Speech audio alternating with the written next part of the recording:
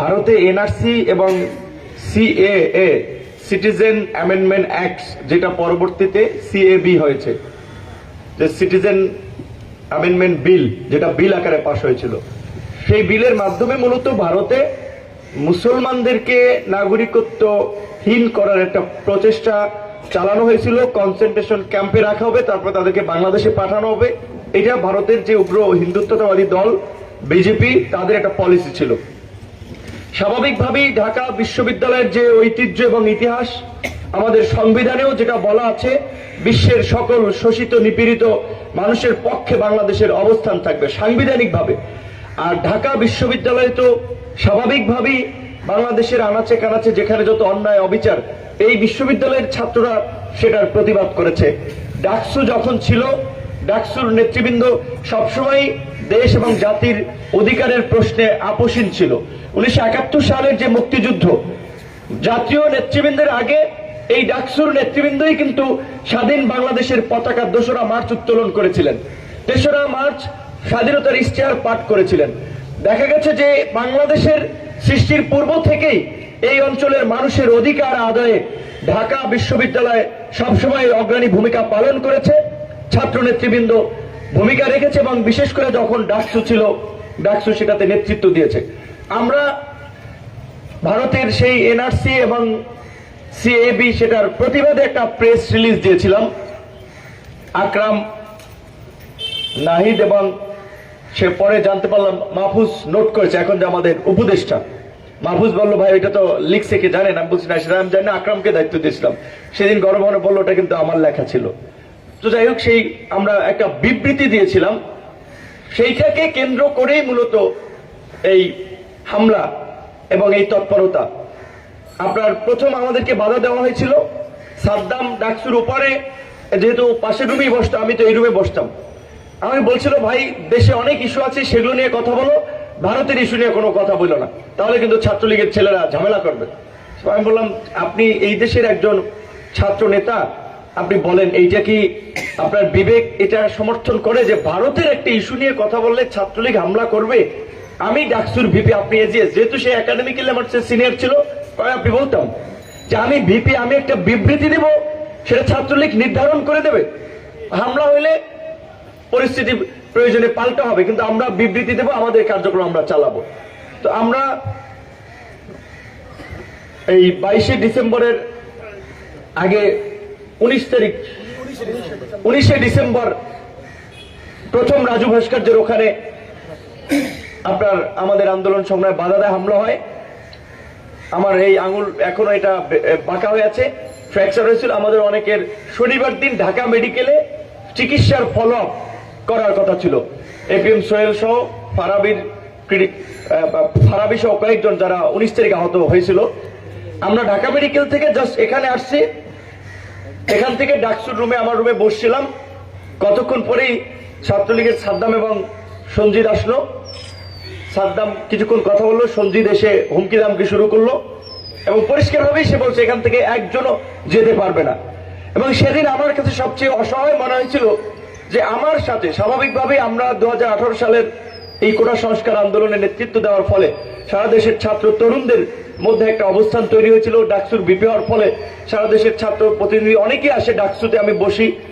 সেদিন ঢাকা কলেজের এখন ছাত্র অধিকার পরিষদের সেক্রেটারি নাজমুল, কবি নজরুল কলেজের রাজ, আরো অনেকে নাম মনে এই মুহূর্তে সবার নাম হয়তো মনে করতে পারছি না, আমার সামনে থেকে একজনকে টেনে টেনে নিয়ে যাচ্ছিল যে ওরা বহিরাগত, ওরা কেন ডাকসুর তোমার রুমে আসবে? তো আমি ডাকসুর ভিপি, আমার সাথে কে দেখা করতে আসবে না আসবে, আমার রুমে কে থাকবে না থাকবে, সেটা সঞ্জিত নির্ধারণ করে দিচ্ছে। সঞ্জিত ডাকসুর কেউ না।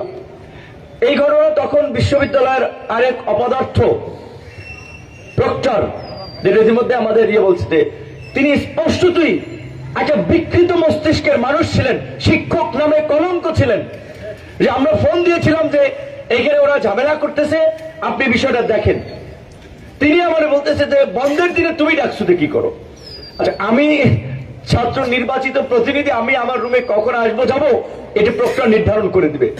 তো যাই হোক, সেদিন পরবর্তী যে ঘটনা, কিছু বুঝে ওঠার কিছুক্ষণ আগেই লাইট ফ্যান বন্ধ করে দেখি চতুর্দিক থেকে ঢিল, তারপরে লাঠি, যা হাতের পাশে রড মড দিয়ে বাড়ি দিয়ে দরজা গ্লাস ট্লাস সব ভাঙচুর করেছে, দেখেছেন সেই চিত্র। আমাদের এই ঘটনা ফেসবুকে দেখে বা ক্যাম্পাসে ছিলেন ইকোনমিক্সের শিক্ষক রুশাদ ফরিদি স্যার, আরো দু একজনকে নিয়ে বোধহয় উনি এসেছিলেন এখানে আমাদের একটু খোঁজ খবর নেওয়ার জন্য, এবং ঢাকা বিশ্ববিদ্যালয়ের সাংবাদিক সমিতির 2-3 জন সাংবাদিক। তো শিক্ষক রুশাদ ফরিদি স্যার, ওনাদের মতো শিক্ষক, তাহলে ওনাদের দেখলে এমনি মাথা অবনত হয়ে যায়, ছাত্র হিসেবে সম্মান জাগে। কিন্তু গোলাম রব্বানির মতো কুলাঙ্গার, প্রায় শিক্ষক নামের কুলাঙ্গার, সরাসরি হামলায় তিনি দাঁড়িয়েছিলেন এই প্রক্টর অফিসে, এবং আমাদের সৌরভ তাকে গিয়ে ইনফর্ম করেছিল যে ডাকসুতে হামলা হচ্ছে, মেরে ফেলবে। পরে বলছে তুমি ওইদিকে যাইও না। সেসব কিছু মানে জাস্ট অপারেশন তিনি করিয়েছেন থেকে, যেমনি ভাবে শেখ হাসিনার আমলে এই ছাত্রলীগের আরেক কুলাঙ্গার যারা পুলিশে, জিসিএফআই, এনএসএ, বিভিন্ন গোয়েন্দা সংস্থায় ছিলেন, তারা যেমন মিলেমিশে নিরীহ আলেম ওলামাদেরকে জঙ্গি বানিয়ে বিভিন্ন বাড়ি ঘেরাও করে জঙ্গি নাটক করত, সেই অপারেশন পরিচালনা করত, ঠিক গোলাম রব্বানী তাই করেছেন। আরেক ঢাকা বিশ্ববিদ্যালয়ের ভিসি ছিলেন আখতারুজ্জামান, ঢাকা বিশ্ববিদ্যালয় অনেক ভিসি ছিলেন।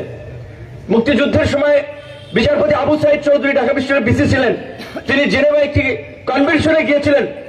7ই মার্চের আক্রমণের পরে তিনি 25শে মার্চের আক্রমণের পরে তিনি ওখানে থাকেন নাই। তিনি বলেছিলেন আমার বিশ্ববিদ্যালয় আক্রান্ত, আমার ছাত্ররা আক্রান্ত, আমি থাকবো না। এবং সেই ঘটনায় তিনি পদত্যাগও করেছিলেন। বিশ্ববিদ্যালয়ের ভিসি, রাজশাহী বিশ্ববিদ্যালয়ের প্রক্টর শামসুজ্জোহা পাকিস্তানিদের বিরুদ্ধে যেভাবে ছাত্রদের রক্ষা করার জন্য দাঁড়িয়েছিলেন যে তোমার বুলেট আমার ছাত্রদের গায়ে লাগার আগে আমার বুকে লাগবে, এরা শিক্ষক, তাদেরকে আমরা দেখেছি। আর এই আওয়ামী লীগ আমলে শিক্ষকদের মধ্যেও যে দানবীয় চরিত্র থাকে, সেটা এই গোলাম রব্বানী, আখতারুজ্জামানদের মাঝে আমরা দেখেছিলাম। তো কাজী আমাদের নেতৃবৃন্দ যেটা বলেছে, অবশ্যই গত 16 বছরে নিয়মের ব্যত্যয় ঘটিয়ে অনিয়ম করে যাদেরকে শিক্ষক হিসেবে নিয়োগ দিয়েছে, কর্মকর্তা কর্মচারী হিসেবে নিয়োগ দিয়েছে, তাদের প্রত্যেককে বহিষ্কার করতে হবে। 2018 সালের এই কোটা সংস্কার আন্দোলনে ছাত্রদের দাবি নিয়ে আন্দোলন করতে গিয়ে এই লাইব্রেরির সামনে আপনারা দেখছেন ফুটবলের মতো আক্রমণ করেছিল, মেরেছিল। সেই হামলাকারীরা পুলিশের এসআই পদে এখনো চাকরি করছেন। লাইব্রেরিতে ছাত্রলীগ নেতা হাফিজ নাকি এখনো চাকরি করে। আমরা দেখেছিলাম, দেখতে চেয়েছিলাম প্রশাসন কি করে। পরিষ্কার কথা, 4 মাসে সরকারের প্রশাসনের যে কর্মকাণ্ড, সেটা খুব সন্তোষজনক না। সেটা বিপ্লবের পরে প্রতি বিপ্লবের ঝুঁকি বাড়িয়ে দিয়েছে। তা আমাদের পরামর্শ থাকবে, এই ধরনের অভ্যুত্থান এবং বিপ্লবের পরে কিছু শক্ত পদক্ষেপ নিতে হয়। এই ট্রাইব্যুনাল বিচারিক প্রক্রিয়ার এই দীর্ঘসূত্রিতার দিকে না গিয়ে যারা গণহত্যায় জড়িত ছিল, ফায়ারিং স্কোয়াডে দাঁড়িয়ে তাদেরকে সরাসরি গুলি করে মেরে দেওয়া উচিত।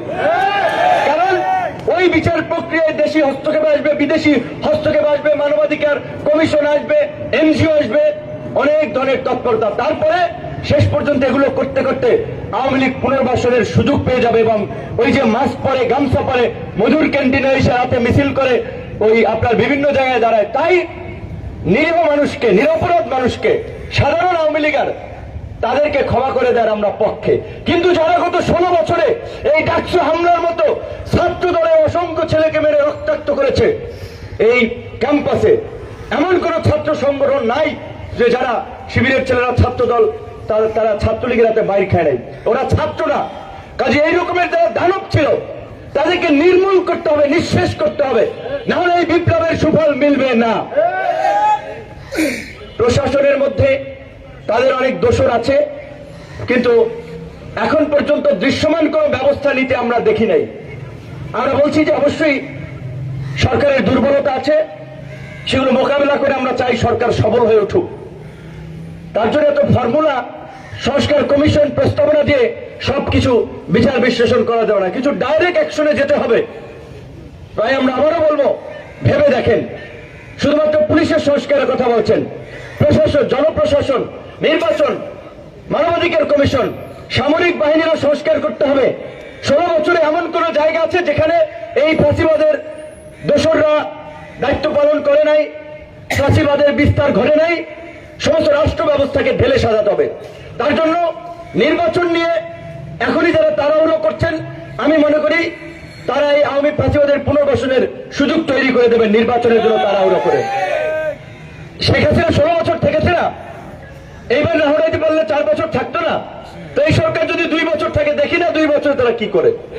সরকারের যে উপদেষ্টা ব্যর্থ হচ্ছে, কোথায় ব্যর্থ হচ্ছে নাম ধরে, কর্মকাণ্ড ধরে তাদের সমালোচনা করুন, প্রয়োজনে তাদেরকে পদত্যাগ করাবো, কিন্তু এই সরকারকে দিয়েই এই গণহত্যার বিচার এবং রাষ্ট্র সংস্কার করতে হবে।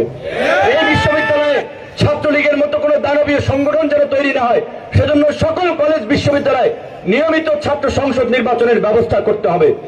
নিয়মিত ছাত্র সংসদ নির্বাচন হলে মেধাবী ছাত্ররা ছাত্র রাজনীতির নেতৃত্বে আসবে, ছাত্র রাজনীতির চেহারা বদলে যাবে। কিন্তু আমি এখন দেখতে পাচ্ছি কোন ছাত্র সংগঠন, কোন নেতারা নিজেরা ডাকসুতে ভালো করতে পারবেন না, তাই তারা ডাকসু নির্বাচনের পক্ষে না। ইনিয়ে বিনিয়ে বলছেন যে এই মুহূর্তে পরিবেশ নাই, দরকার নাই, এই সেই। ছাত্র সংসদ শুধু ডাকসু না, চাকসু ডাকসু সহ সকল বিশ্ববিদ্যালয় কলেজে নিয়মিতভাবে ছাত্র সংসদ নির্বাচন হতে হবে। তরুণরা রাজনৈতিক দলের লাঠিয়াল বাহিনী হিসেবে আর ব্যবহৃত হবে না। তরুণদেরকে নিজেদের অধিকার আদায়ে জেগে উঠতে হবে। আজকের যে রাষ্ট্র পুনর্গঠনের যে আমরা সুযোগ পেয়েছি, আমাদের এই অন্তর্বর্তীকালীন সরকারের তরুণরা উপদেষ্টা আছে, আগামী রাষ্ট্র ক্ষমতায়ও তরুণদের অংশীদারিত্ব নিশ্চিত করতে হবে। তাই আমাদের তরুণ বন্ধুরা কেউ কেউ রাজনৈতিক দল গঠন করতে চাচ্ছেন, খুবই ভালো চিন্তা ভাবনা। আরো 5-7টা দল তৈরি হোক। এই গণ অধিকার পরিষদ, এই ছাত্র যুব শ্রমিক অধিকার পরিষদও তো এই আন্দোলনের অগ্নিগর্ভ থেকেই জন্ম লাভ করেছে এবং হাঁটি হাঁটি পা পা করে 18 সাল থেকে এই 24-এর মধ্যে একটা ছাত্র সংগঠন, যুব সংগঠন, শ্রমিক সংগঠন একটা পরিপূর্ণ রাজনৈতিক দল হিসেবে আত্মপ্রকাশ করেছে। ঢাকা বিশ্ববিদ্যালয়ে আমাদের তরুণ ছাত্র ভাই বন্ধুদেরকে দুটো বিষয় একটু দৃষ্টি আকর্ষণ করে সমালোচনা করতে চাই। আপনাদের অধিকার আদায় করতে গিয়ে এইখানে যারা বসে আছে, যত রক্ত ঝরিয়েছে, যত মার খেয়েছে, ঢাকা বিশ্ববিদ্যালয়ের ইতিহাসে কোন ছাত্র নেতা, কোন ছাত্র সংগঠনের কর্মীরা এইভাবে ছাত্রদের অধিকার আদায় করতে গিয়ে মার খায় নাই। আমরা রাজনৈতিক দলের কোন নেতার মুক্তির জন্য ঢাকা বিশ্ববিদ্যালয়ে প্রোগ্রাম করে নেই, আমরা কোন রাজনৈতিক এজেন্ডা নিয়ে আমরা বিশ্ববিদ্যালয়ে প্রোগ্রাম করে নেই। ছাত্রদের দাবি, হলের ক্যাম্পাসের পরিবেশ, জাতীয় স্বার্থ, সেগুলো নিয়ে কথা বলেছিলাম, বারবার রক্তাক্ত হয়েছে। ছাত্র অধিকার পরিষদ একটা ইতিহাস তৈরি করেছে। এই যে এখানে থাকতে থাকতে কিছুক্ষণ আগে আমার এই ফেসবুকের স্কুলে চলে আসছিল 2000 আপনার এই যে দেখেন যে আপনার এই 23 সালের 7ই আপনার ফেব্রুয়ারির কথা, সেদিন ছাত্র অধিকার পরিষদের কাউন্সিল ছিল। রাজু ভাস্কর্যে ছাত্রলীগের না 7 ফেব্রুয়ারি রাজু ভাস্কর্যের ওখানে ছাত্রলীগ দাঁড়াতে দেয় নাই, মোটরসাইকেল নিয়ে পথরোধ করেছে। ঢাকা বিশ্ববিদ্যালয়ের ভাইস চ্যান্সেলরের বাসার সামনে যে আসিফ আক্তার, আনাফ সহ সবাই যারা সেই কাউন্সিলে অংশ নিয়েছিল, সেদিন বলেছিলাম 2024 সালে হাসিনার পতন ঘটবে এবং এই ছাত্র অধিকার পরিষদের নেতৃত্বে পতন ঘটবে, ঘটেছে। কাজেই আপনাদেরকে এই সন্ধ্যার সময় আবারও বলছি, আগামীর বাংলাদেশ তরুণরা নেতৃত্ব দেবে, তরুণদেরকে এগিয়ে আসতে হবে, তরুণদেরকে রাষ্ট্র পরিচালনার দায়িত্ব নিতে হবে। এই ডাকসু সহ বিভিন্ন ছাত্র সংসদ নির্বাচনের মাধ্যমে সেই তরুণ নেতৃত্বের পথ সুগম করতে হবে। অবশ্যই ছাত্র রাজনীতির নামে যে অপরাজনীতি গত 16 বছর চলেছে, সেই কোন অপরাজনীতিতে এখন আর শিক্ষার্থীরা সমর্থন করবে না, কারণ এখন আর শিক্ষার্থীরা জিম্মি নাই কারো কাছে।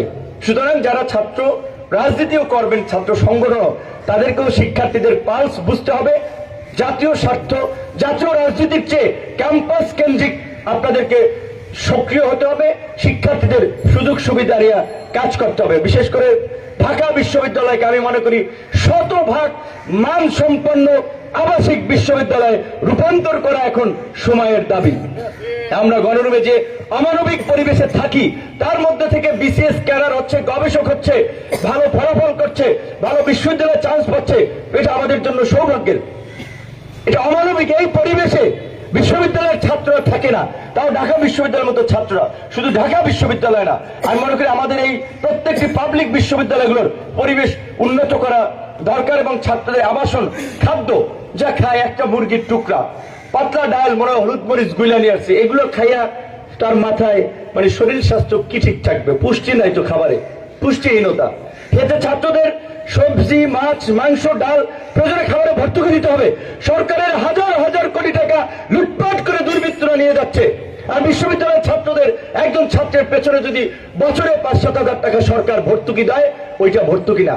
শিক্ষায় ভর্তুকি দিলে সেটা আপনার ভর্তুকি না, সেটা ইনভেস্টমেন্ট, সেটা ফিরে আসবে। তাই আমরা অবশ্যই ছাত্র অধিকার পরিষদকে বলবো, এই ডাকসু নির্বাচনের দাবিতে আপনাদেরকে সোচ্চার হওয়া দরকার, কর্মসূচি করা দরকার, ছাত্রদের মধ্যে জনমত তৈরি করা দরকার। আমি যে আলামত দেখতে পাচ্ছি, নির্বাচন নাও হতে পারে, যেটা দেখতে পাচ্ছি হলো তৎপরতা। সে বিষয়ে আপনাদের অন্যান্য ছাত্র সংগঠনের সাথে নিয়ে আলাপ করা দরকার।